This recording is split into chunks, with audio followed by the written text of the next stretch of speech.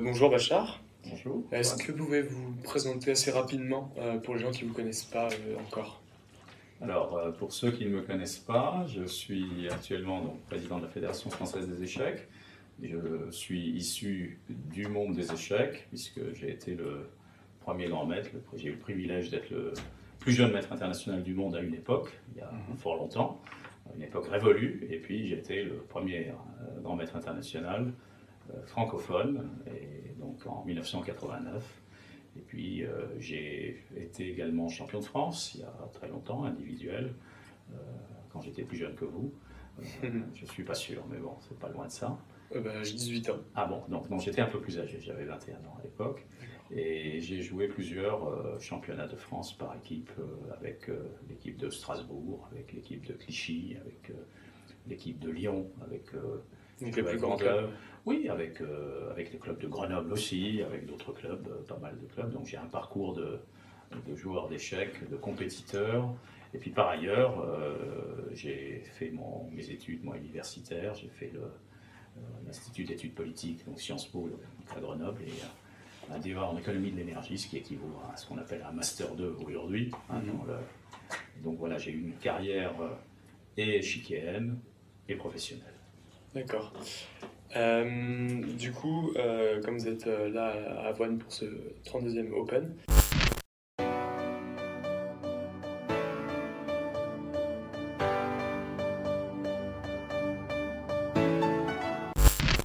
qu'est-ce qui représente sur l'échiquier national cet Open international d'Avoine?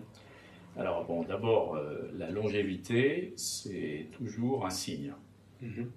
Quand un tournoi de cet acabit, de cette qualité, persiste et dure, c'est qu'il y a des raisons. Parce que lancer une activité, faire quelque chose, c'est du domaine de l'activité humaine. Ensuite, maintenir, développer, c'est là que ça devient compliqué.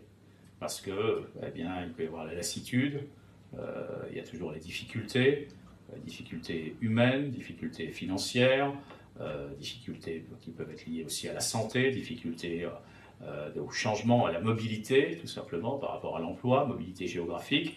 Et là, il se trouve qu'on a quelqu'un qui s'appelle Jean-Louis Salvin, que je salue. Alors aujourd'hui, nous avons l'honneur d'accueillir Monsieur Bachar Kotli, président de la fédération que tout le monde connaît, c'est Jean-Louis. Je ne vais pas trop m'attarder. D'abord, je suis très heureux d'être avec vous à Avoine. Qui fait un travail remarquable, puisque c'est la 32e édition cette année, avec 382 participants, c'est ça, ouais. 14 nationalités. C'est vraiment, franchement, un grand succès quand on voit le nombre de tournois qu'il y a en France l'été. Et c'est vrai qu'il y en a beaucoup. En ce moment, il y a un autre tournoi qui se joue. La semaine d'avant aussi, il y avait d'autres tournois. Il y a plusieurs tournois, qui se jouent en ce moment. Parce qu'en France, eh bien, on se dit, voilà, 382, alors dans une belle région aussi, c'est-à-dire c'est la découverte.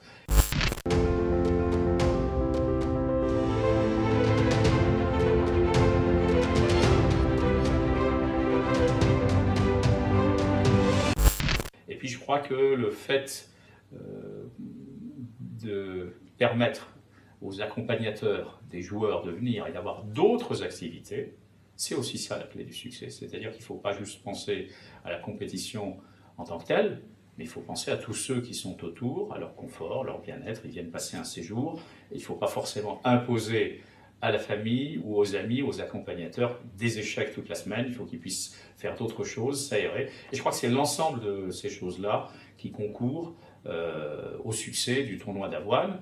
Par ailleurs, ce tournoi, il fonctionne bien parce qu'il y a aussi une activité toute l'année, c'est-à-dire dans les écoles, comme le disait Jean-Louis, ils sont dans 24... C'est fondamental aujourd'hui. Bien sûr, il y a 24 classes, il y a 500 élèves, y compris le collège. Dans le collège, paraît-il, Becquerel, tous les jeunes jouent aux échecs.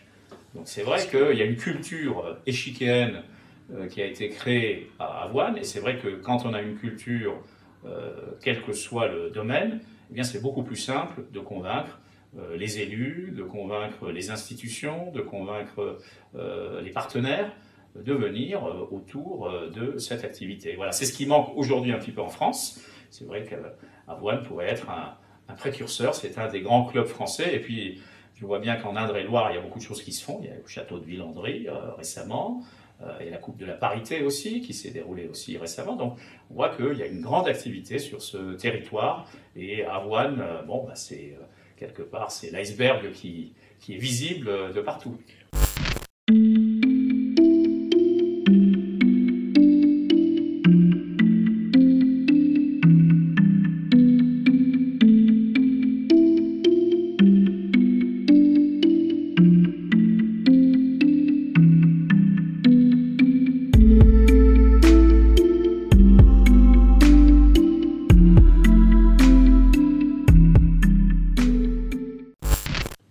Avoine baigne dans les échecs depuis maintenant un petit moment quand même. Donc ça encourage justement la création d'Open qui donne une envergure nationale aux échecs en fait. Oui, bien sûr, ça encourage, mais il y a aussi toute la diversité. Le fait de dire qu'il y a 14 nationalités, ça veut dire qu'il y a des gens qui viennent de partout en Europe, peut-être même au-delà. J'avoue que je n'ai pas la liste de toutes les nationalités. Ça vient au-delà de l'Europe. Ouais. Au-delà de l'Europe, donc ils viennent donc dans un village de 1800 habitants. Donc c'est énorme. C'est-à-dire quand vous accueillez 450, là on est 382, vous accueillez 25% de la population, pratiquement, un peu plus de 20% de la population, ce qui est énorme sur une période de 7-8 jours. Donc c'est appréciable. C'est appréciable au niveau économique pour le village, c'est appréciable pour l'activité. Et bon, ben voilà, tous ces facteurs, ces cercles vertueux qui sont mis en place, avec bien sûr le doigté, l'intelligence, la diplomatie de Jean-Louis, qui par ailleurs travaille sans compter ses heures. Je sais que c'est 3 mois de travail à temps plein pour arriver à faire en sorte que tous ceux qui sont ici se sentent bien, sont à l'aise, ont envie d'être là, de se voir. Et c'est vrai que la convivialité, même l'arbitre principal Serge Desmoulières disait tout à l'heure, il y a une telle convivialité ici que il n'y a pas vraiment de problème, ils sont vite désamorcés, les gens sont heureux d'être là. D'accord.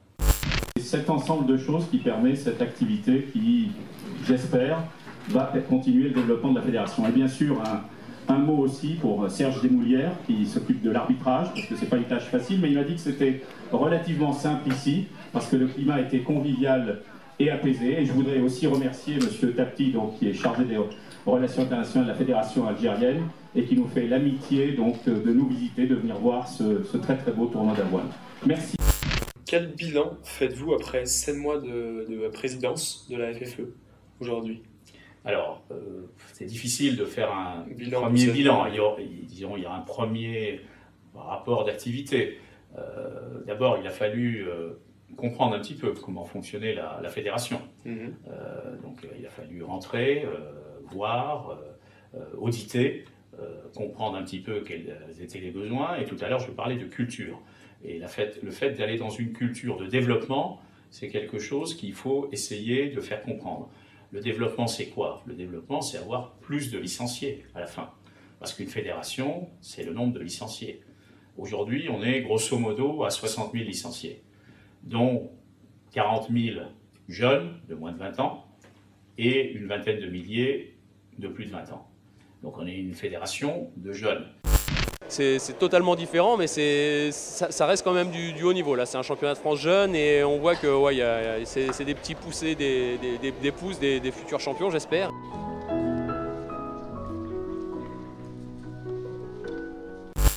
Mais pourquoi est-ce qu'on n'a pas cru ces dernières années? Parce qu'on est resté dans une logique, en général, de compétition et de compétiteurs, pratiquement uniquement, sans penser aux jeunes, au développement. Pas dit qu'on n'y a pas pensé, mais on n'y a pas pensé de manière presque prioritaire. Aujourd'hui, il y a plein d'axes. Quand on dit aujourd'hui on est 60 000, alors qu'on est 65 millions en France, ça veut dire qu'il y a une personne sur 1000 qui est à la fédération. Donc quand on regarde les chiffres, par exemple, du foot et du rugby, même si ce n'est pas comparable, le football c'est 2 millions sur 65, on est grosso modo à 3%. 1 pour 1000, 3%. Il y a un gros écart. Donc ça veut dire qu'il y a un grand chemin à parcourir. Ça ne veut pas dire qu'on atteindra le foot un jour. Ce n'est pas la même chose, on ne peut pas comparer, les activités ne sont pas tout à fait les mêmes, mais il y a un chemin à parcourir. Par exemple, la fédération d'équitation, il y a 2 millions de pratiquants, et 650 000 licenciés. Donc un tiers sont licenciés. Aux échecs, on estime qu'il y a 6 millions de pratiquants, mais on n'est que 60 000. Donc là, on est à 1% encore par rapport à ceux... Alors pourquoi est-ce qu'il y a ça? Parce que d'abord, acheter un échiquier, c'est facile. On n'a pas forcément besoin de prendre une licence. On n'a pas besoin de prendre une assurance quand on joue aux échecs. Parce que on ne voit pas le risque physique. Blessé, ouais. Voilà, quand on fait de l'équitation, il faut prendre une assurance. Bien plus compliqué. Voilà, c'est plus compliqué le ski. Donc il y a des phénomènes mécaniques qui ont entraîné certainement, je dirais, des licences beaucoup plus faciles à prendre dans certaines fédérations que dans la nôtre. Donc c'est à nous de travailler pour voir quelles sont les problématiques et pas simplement de se satisfaire de ce que nous avons. Le jour où on commence à satisfaire de ce qu'on a, c'est la fin. On doit toujours essayer de regarder de l'avant. C'est-à-dire que les jeux d'échecs en soi ont un potentiel énorme, quand on parle de 6 millions de pratiquants et que 60 000 licenciés.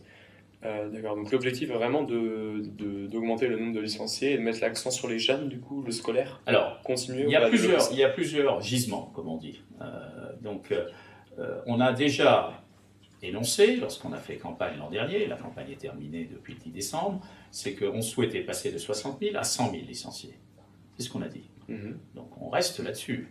Mais pour arriver à 100 000 licenciés, si on reste simplement dans les pratiques qu'on a eues, ça ne bougera pas beaucoup. Donc il faut bien sûr développer le scolaire, il faut développer le loisir, il faut aller là où nous ne sommes pas aujourd'hui. C'est-à-dire il faut identifier les endroits où nous ne sommes pas, où il y a des gens qui sont en capacité de venir apprendre ce jeu et qui pourront se transformer en licenciés par la suite. Si on ne fait pas ce travail... En compétiteur, etc. Oui, en compétiteur, pas seulement compétiteur. C'est-à-dire c'est là qu'il faut voir. C'est-à-dire qu'une fédération peut avoir une licence pour faire la compétition, mais c'est aussi du loisir. C'est-à-dire on n'est pas obligé, tout le monde n'est pas obligé d'avoir pour but de devenir champion du monde ou champion de France. Ouais. Voilà, parce que sinon on restreint complètement l'entonnoir et on arrive à quelque chose qui est très petit, qui fait qu'il n'y a que les sachants du monde des échecs qui peuvent continuer. Et bien sûr, ça va rebuter les autres qui ne vont pas vouloir venir et on va rester toujours dans notre territoire restreint. Donc il faut avoir une autre logique, il faut réfléchir autrement, il faut amener d'autres pratiques. Ça ne veut pas dire que la pratique qui était là avant n'était pas bonne, c'est pas ça que je dis. On a une excellente technicité, on a de bons arbitres, on a une structuration qui est pas mal du tout à la Fédération française des échecs, mais ça, seul, c'est un socle. Mais bien sûr, il va falloir maintenant former, parce qu'on va avoir besoin de ressources humaines, de gens qui peuvent aller sur le terrain, qui peuvent enseigner le jeu, et pour drainer d'autres personnes pour que la fédération croisse. Parce que le jour où la fédération passera petit à petit à 100 000 licenciés, eh bien sûr, il y aura plus de monde sur le territoire, il y aura plus de bénévoles, il y aura plus de gens qui pourront aller et propager la bonne parole du monde des échecs. Quand on est à la tête de la Fédération française des échecs, le but, c'est d'augmenter le nombre de licenciés, d'inculquer, de propager les valeurs du jeu d'échecs, qui sont des valeurs de tolérance, d'apprentissage et d'universalité. D'accord. Est-ce que, donc, pour finir, vous pouvez nous parler du championnat de France d'Agen qui va avoir lieu donc? Alors, le championnat de France d'Agen va démarrer le 19 août. C'est superbe, c'est un très très beau rassemblement. La ville d'Agen nous accueille de manière formidable. Déjà, c'était le cas l'an dernier. Cette année, on va encore plus loin puisque on va le faire et ça sera pendant le Pruneau Show.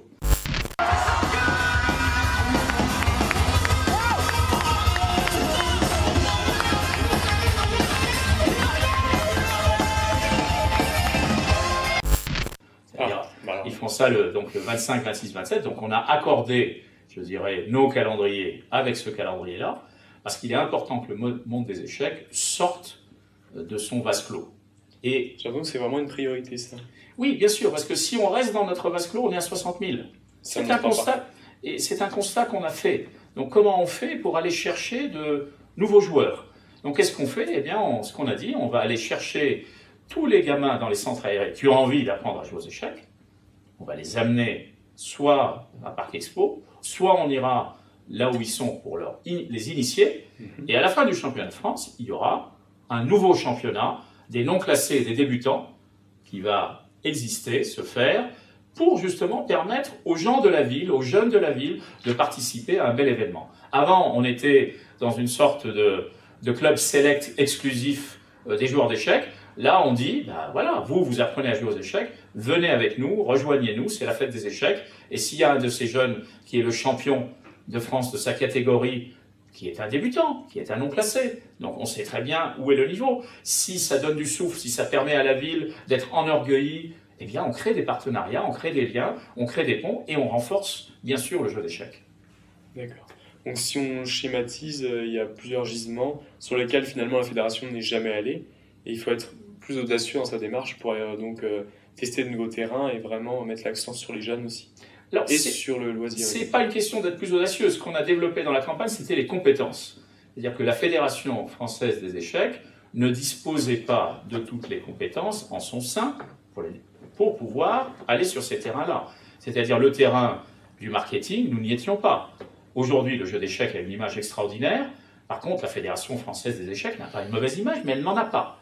Donc, ce qui est beaucoup plus facile quand on n'a pas d'image d'essayer d'en construire une, mais il n'y en avait pas parce que nous n'avions pas les compétences au sein de la fédération pour pouvoir développer cela. Là, aujourd'hui, c'est fait. On a quelqu'un qui s'appelle Véronique Revoy, qui est au bureau fédéral, qui est quelqu'un très connu dans le monde du marketing et qui travaille avec nous pour faire des workshops, des groupes, pour essayer de déterminer, de voir quelle est l'image du jeu d'échecs vis-à-vis du grand public. En France, en tout cas. En France, bien sûr, bien sûr. On n'a pas vocation à aller... essayons de travailler sur le territoire, d'initier, d'amener la culture. Je parlais tout à l'heure de culture à Avoine, qui est le fruit de 32 ans de travail. Ça se fait pas tout seul. C'est que les gens ne comprennent pas. Souvent, ils disent « Ah oui, ça marche. » Oui, non, mais ça marche pas comme ça. Ça marche parce qu'il y a des gens qui bossent comme des malades tout le temps, parce qu'ils ont la passion, parce qu'ils pensent que ce qu'ils portent, c'est des valeurs fortes, et ils le font, et petit à petit, ça devient une culture. Ce qui est culturel, c'est des générations qui ont transmis ça auparavant pour que ça puisse être dans l'ADN culturel à un moment donné. D'accord. Merci beaucoup, Bachelard. C'est parfait.